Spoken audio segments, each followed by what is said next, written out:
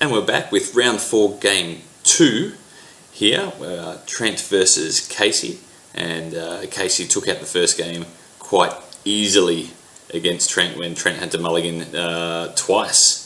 Now, this time I believe Casey mulliganed, but only once. So gives Trent a slight advantage there.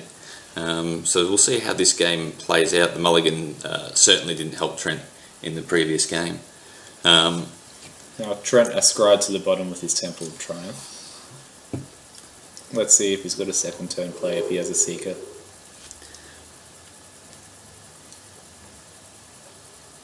We can see the Caves of Collius in his hand, and I think I can see a Bile-Blight in Casey's. However, I would have thought that the Hordling Outbursts would come out after game 1 with those main deck Bile-Blights. Possibly, but Hordling Outburst is still pretty good, and it plays well with a few other cards in his deck. But we like have a Butcher of the Horde. We've got a turn 2 Thoughtseize here. There's Drowning Sorrow, another Bile-Blight.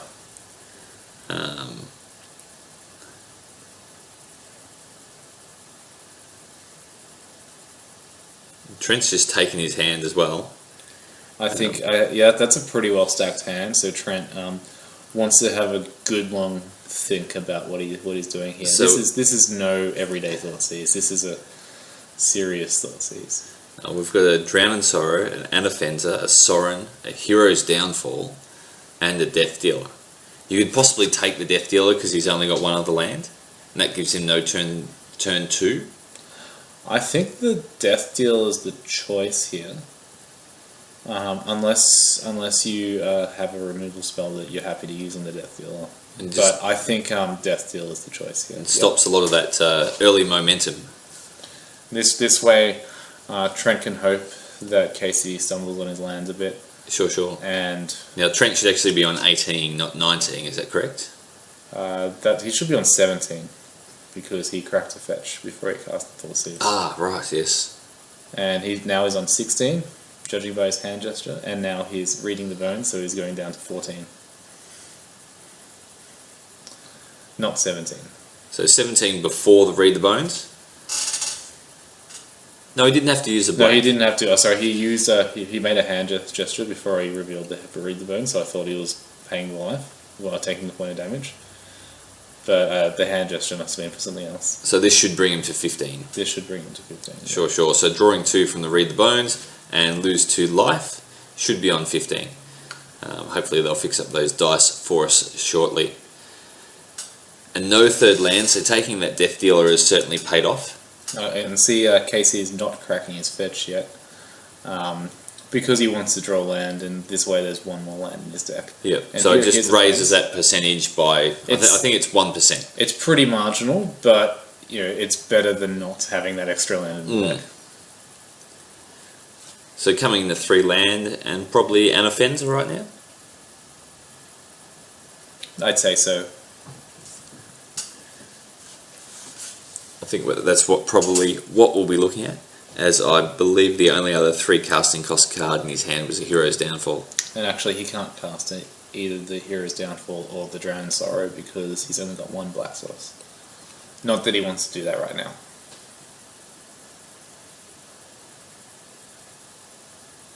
He's having a good think about it. Yep. There's Anafenza. I like Anafenza. I think she's a pretty strong creature in the format. Well, 4/4 body for 3 mana is pretty good. And you can cast her on turn 3 pretty consistently with the mana that's available. Well, those tap land, the lands that come in tapped that give you 1 of each colour. The tri-lands. The tri-lands certainly make things a lot easier. And there's a Crackling Doom coming out, and there's the 14 that Trent should actually be on. Casey's giving Trent a hand there and keeping his life dice. Well done, Casey. We'll have you on camera anytime. Well, they're a nice handful. Casey's in a few of these matches, isn't he? He is. Well, this is his second one.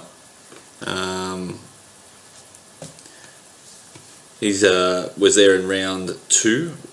He's here in round 4, and we'll see if he's there later in the day. Alright, Trent's running out a Butcher, a 5 power creature for 4. These 3-coloured creatures are very powerful. I love Butcher the Horde. I'm a big fan of the Butcher of the Horde. I just feel that it allows you to go tempo, it allows you to go aggro, it allows you to go control, depending on what the situation is. And there's a Siren. Now Trent's +1 to Siren, so he can get a 6-point life swing. And so that'll put him back up to 20, and Casey down to 11. So Casey's definitely got to deal with the Butcher. And Trent, having seen Casey's hand earlier, Trent knows that there's a hero's downfall. There's a hero's downfall, which Casey has the mana to cast next turn thanks to his Temple of Silence. And he kept his card on top, so we'll see what that turns out to be. And Trent knows that Casey will have the mana to kill his Butcher next turn. So we can get one more beat in with it for this turn. Yep. Cracks a fetch first, going to 19.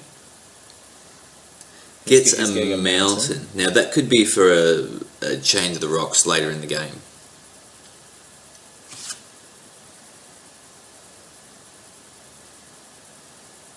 So 2-4, another Butcher of the Horde maybe? No? Decides, no? He's thinking about his play. Yep. Double Butcher. Double Butcher.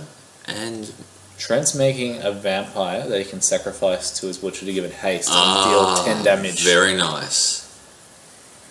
And Lightning Strike. And then Lightning Strike for the win. What a play. What a play. That was an excellent turn for Trent. That was brilliantly thought out. Don't like to give him too much credit, but that was pretty good. We'll be back for Game 3 very, very shortly.